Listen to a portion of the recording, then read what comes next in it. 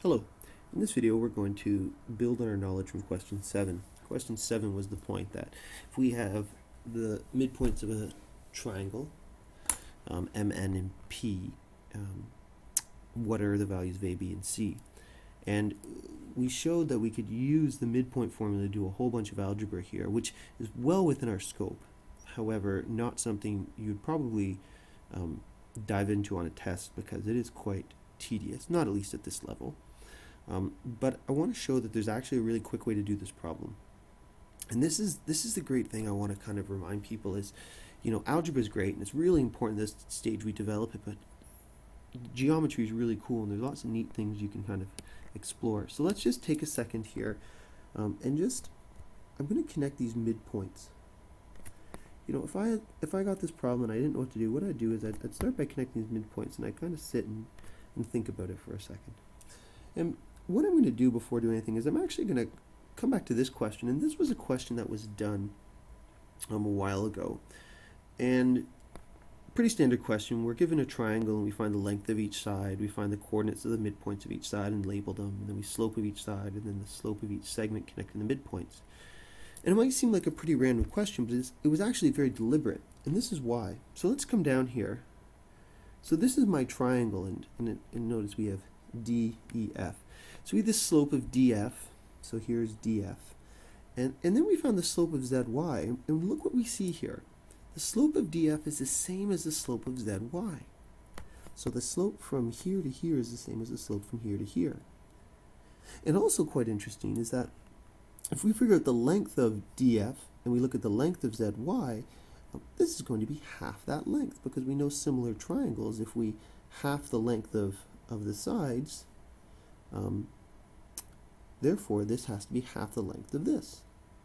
Same thing with DE. So here's DE, and then we look at XY, and the slopes are the same. And therefore DE has to be twice as long as XY. So let's see if we can take advantage of that here. So if I come back up to my diagram here, so here are my 3 points. And I believe, let's actually go scroll right up, we have A, B, C. So if I come back down to this, somewhere over here is going to be an A, somewhere up here is going to be a B, and somewhere over here is going to be a C. So what happens is AC is is coming in this direction here. So it has to go through this point P.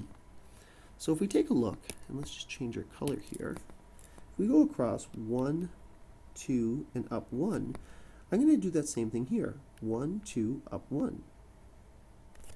And so this is going to be 1/2, and then I'm going to go back, because P is the midpoint, back 2, down 1. And there's your point A, and there's your point B. So now let's do the same thing. If we know the slope from P to N is going to be over 1, then up 1, 2, 3, 4, and let's just scroll up a little bit here, that means I'm going to go from, if I have this point here, so again, over 1, up 1, 2, 3, 4, over 1, up 1, 2, 3, 4. So this is my point B, and if I go back 1, 1, 2, 3, 4, look at that, I end up on A. And there is that part of the triangle. Same thing here. I see the slope here is over 1, up 1, 2, 3. So therefore, over 1, up 1, 2, 3. Spectacular. Back 1, down 1, 2, 3. And there you go. So notice how this problem, though very accessible algebraically, and we really want to be able to do this, right? And part of it comes down to organizing ourselves and writing it step by step. Often we think that getting through a problem quickly is a sign of intelligence and success. And really, we want to take a little bit more time with our problems right now so that later on, as they get more complicated, we're able to lay down the foundations to work through that problem effectively.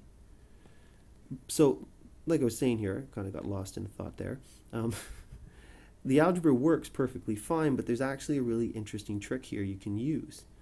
And again, this is something just to put in your bag of tricks from mathematics. And you'll find the more mathematics you do, the more these bags of tricks will grow. I hope this video helped.